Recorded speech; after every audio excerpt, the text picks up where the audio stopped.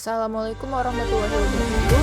Kami dari kelompok 3 akan membahas tentang UUD 1950 yang terdiri dari anggota kelompok kami yaitu ada Nora, Iska, Hawa, Baha, Guntur, dan saya, Sarah, juga serta Kristin.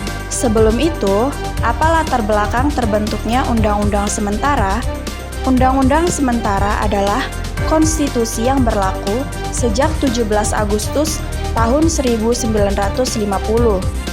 Meski sudah memproklamasikan kemerdekaan Republik Indonesia, ternyata Indonesia harus mengalami beberapa peristiwa.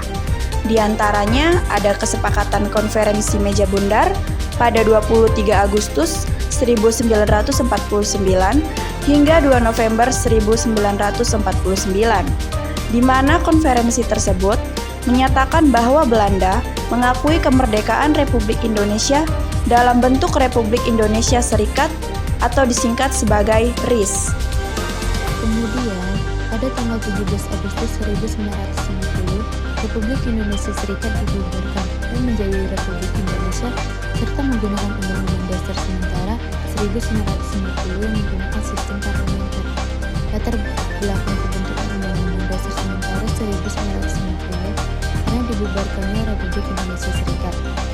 Republik Indonesia Serikat dibubarkan karena adanya demo besar-besaran dari rakyat yang menuntut kembalinya Indonesia menjadi negara kesatuan Republik Indonesia. Konstitusi tersebut dinamakan sementara karena hanya bersifat sementara menunggu terpilih Dewan Konstituan dan hasil pemilihan umum yang akan menyusun konstitusi baru. Hal tersebut tertuang pada Undang-Undang Nomor 7 Tahun 1950 tentang perubahan konstitusi sementara Republik Indonesia Serikat menjadi Undang-Undang Dasar Sementara Republik Indonesia. Dalam sidang pertama babak ketiga rapat ke-71 DPR, Kabinet pada masa Undang-Undang Dasar Sementara 1950. Pada masa itu, gejolak partai mengalami kegolakan, bahkan kondisi politik menjadi tidak stabil, sehingga kabinet pemerintahan terkena imbasnya.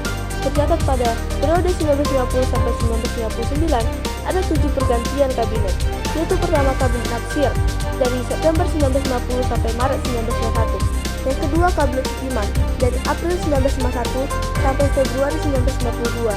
Yang ketiga Kabinet Muldoko dari April 1952 sampai Juni 1953. Yang keempat Kabinet Ali Sastrowijoyo pertama dari Juli 1953 sampai Agustus 1955. Yang kelima Kabinet Burhanuddin Harahap dari Agustus 1995 sampai Maret 1996. Yang keenam Kabinet Ali Sastrowijoyo kedua dari Maret 1996 sampai Maret 1997.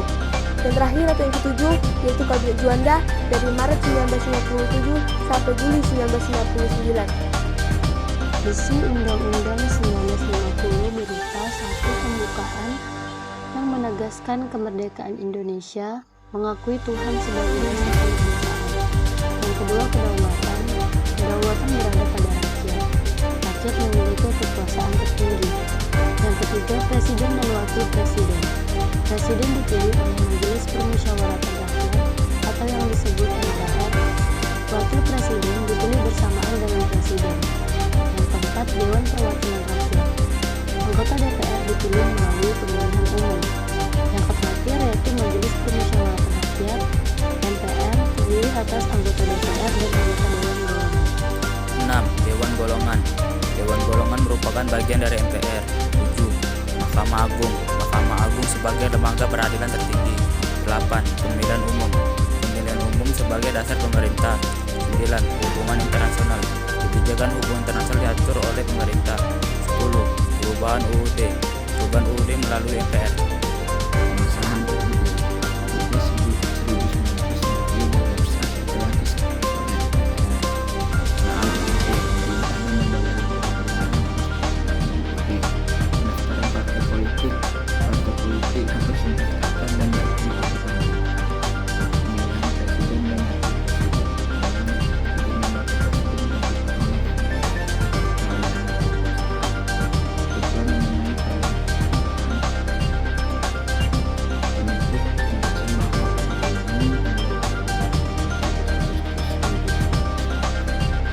Baiklah, sekian dari penjelasan kami yang mengenai tentang UUD 1950. kami akhiri dengan wassalamualaikum warahmatullahi wabarakatuh.